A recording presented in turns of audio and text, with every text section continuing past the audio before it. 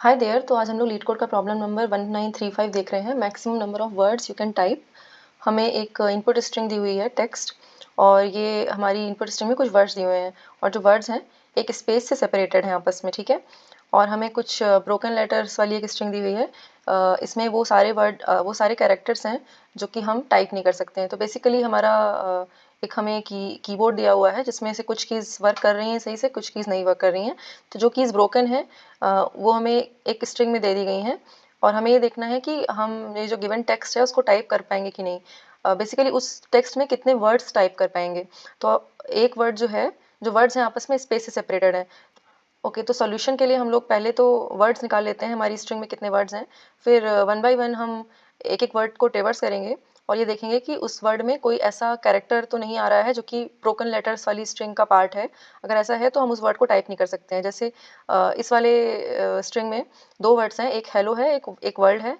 तो वर्ल्ड को हम टाइप नहीं कर सकते हैं क्योंकि जो डी कैरेक्टर आ रहा है इसमें वो हमारे ब्रोकन लेटर्स का पार्ट है, इसलिए हम सिर्फ एक वर्ड टाइप कर सकते हैं, वो भी हेलो। इसलिए हमारा आंसर 1 है। सिमिलरली यहाँ पे लीड कोड में हम लोग एल और टी जो है वो ब्रोकन है, तो हम पहला वर्ड टाइप नहीं कर सकते लीड, हम सिर्फ कोड टाइप कर सकते हैं, इसलिए हमारा आंसर यहाँ पे 1 है। और थर्ड एग्जांपल में हमारे ब्रोकन लेटर्स में ई आ रहा है, तो लीड और कोड दोनों ही वर्ड्स में ई आ रहा है, इसलिए हम दोनों में से कोई भी वर्ड टाइप नहीं कर सकते। तो अभी इसको सॉल्व कैसे करना है वो देख लेते हैं। तो सारे वर्ड्स हमारे स्पेस से सेपरेटेड हैं, और हमें ये पता है कि कोई भी लीडिंग या ट्रेलिंग स्पेस नहीं है। तो हम जावा का डॉट स्प्लिट फंक्शन यूज़ करके सारे वर्ड्स अपने निकाल सकते हैं यहाँ पे। तो text dot split we will use this. जो हमारे सारे वर्ड्स हैं वो इस वर्ड सारे में आ जाएंगे। और अभी एक आंसर वेरिएबल ले लेते हैं। अब 1 बाय 1 करके हम इन वर्ड्स को ट्रेवर्स करेंगे, और ये देखेंगे कि इनमें से कौन से वर्ड्स हैं जो कि हम टाइप कर सकते हैं। तो इसके लिए हम ब्रोकन लेटर्स वाली स्ट्रिंग को यूज़ करेंगे। तो हमें इसके अंदर भी एक बुलियन वेरिएबल ले लेते हैं, इसको बाय डिफ़ॉल्ट ट्रू कर देते हैं। अगर हम कोई भी ब्रोकन लेटर की वजह से ये करंट वर्ड को टाइप नहीं कर पाएंगे तो हम इस कैन टाइप को फॉल्स कर देंगे। तो यहाँ पे भी एक छोटा सा लूप चलाते हैं जो कि हम ब्रोकन लेटर से ऊपर चलाएंगे, और ये देखेंगे कि हमारे करंट वर्ड में कोई ब्रोकन लेटर तो नहीं आ रहा है। तो ब्रोकन लेटर्स डॉट टू कह रहा है, इसको कन्वर्ट कर लिया है एरे में, और हम एक एक करके सारे कैरेक्टर्स के ट्रेवर्स कर रहे हैं ब्रोकन लेटर्स के। तो अगर हमारा जो करंट वर्ड है, अगर हम ये डॉट इंडेक्स ऑफ करके चेक करेंगे, अगर हमारा ये जो कैरेक्टर है ब्रोकन लेटर्स का इसमें आ रहा है, तो जो वैल्यू है वो -1 रिटर्न नहीं होगी, मतलब we will get the index from the word, और इसलिए हम कैन टाइप को फॉल्स सेट कर देंगे। फॉल्स सेट कर देंगे क्योंकि हम ये वाला वर्ड अब टाइप नहीं कर सकते। और फिर हम अपने लूप से ब्रेक भी कर जाएंगे क्योंकि कोई पॉइंट नहीं है। अगर हम किसी भी कैरेक्टर की वजह से वो वर्ड टाइप नहीं कर सकते तो हमको पता है आगे भी हम उसको टाइप ही नहीं कर सकते, तो हम इस फॉर लूप से ब्रेक कर जाएंगे। और फिर बाहर आके हम चेक करेंगे कि अगर हमारा कैन टाइप ट्रू है तो हम अपना आंसर जो है इंक्रीज़ कर देंगे, ठीक है। मतलब हम इस वर्ड को टाइप कर सकते हैं, और एट द एंड हम अपना आंसर जो है रिटर्न कर देंगे। तो यहाँ पे वी विल रिटर्न आंसर।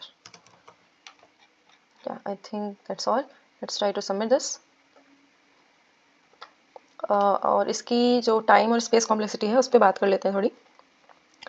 तो अगर हम ये मान के चल रहे हैं कि हमारी टेक्स्ट स्ट्रिंग n लेंथ की है, और जो ब्रोकन लेटर्स वाली स्ट्रिंग है वो m लेंथ की है, और एक्चुअली ये मैक्सिमम 26 कैरेक्टर्स ही हो सकते हैं, but let's assume this is of m length. तो हमारा जो ये टेक्स्ट डॉट स्प्लिट फंक्शन की वजह से टाइम कॉम्प्लेक्सिटी आ रही है वो ऑर्डर ऑफ n आएगी।